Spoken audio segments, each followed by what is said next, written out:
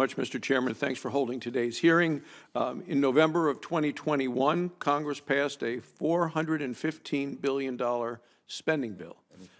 It's been called an infrastructure bill, but in reality, the legislation also lavished billions of taxpayer dollars on programs that have absolutely nothing to do with infrastructure.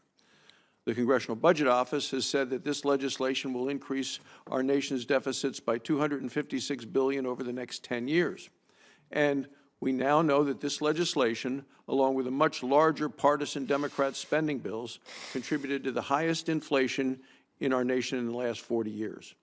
Under this legislation, Congress appropriated over $28 billion to the Department of Interior. That is nearly twice the amount of, and in addition to, the department's annual budget of $14.5 billion. So I'm glad we have an opportunity to hear from the Deputy Secretary today. I'm interested in learning what, if any, controls and protocols the department has put in place to ensure it doesn't waste taxpayer dollars. Also like to know whether the department has taken any steps to reduce the inflationary impact that this massive spending bill has on communities across the country. Annual inflation is still above 7%. Energy inflation is still above 13%. Americans are continuing to suffer from higher energy prices and higher food prices. And President Biden continues to sit on his hands. He's been in office for nearly 2 years. Under the Mineral Leasing Act, the Secretary of Interior is required to hold lease sales in each state with oil and gas resources. In other words, the Secretary was required to hold at least a total of 8 lease sales in each of these states over the last 2 years. Quarterly lease sales, 2 years, 8 sales. But the Secretary has held only a single lease sale in these states during that time, ignoring the law. To make matters worse, the Department has indicated that it will hold only 1 lease sale next year. Now, under the Outer Continental Shelf Lands Act, the Secretary was required to hold 3 offshore oil and gas lease sales this year.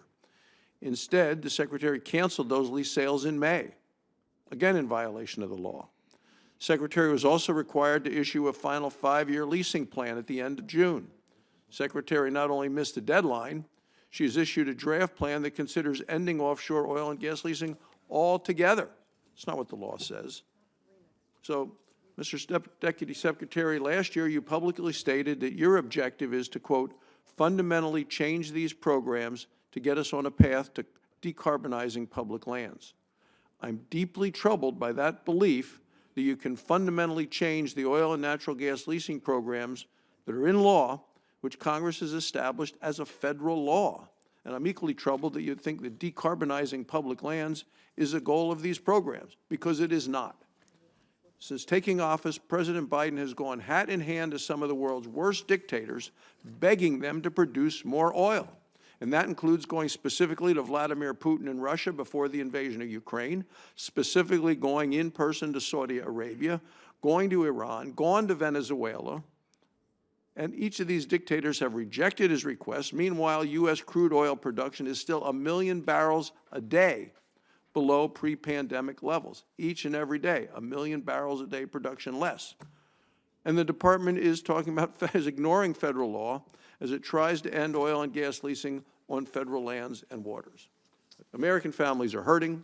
Gasoline is still a heck of a lot higher than the day Joe Biden came into office, in spite of releasing 1 million barrels a day from the Strategic Petroleum Reserve, of our emergency reserve, 1 million barrels a day for the last 6 months, 180 million barrels.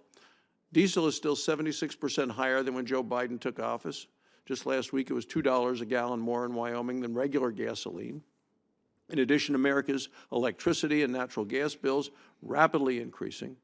The department needs to stop blocking access to America's oil and gas resources, needs to follow the law, put the interests of the American people first. Thank you, Mr. Chairman.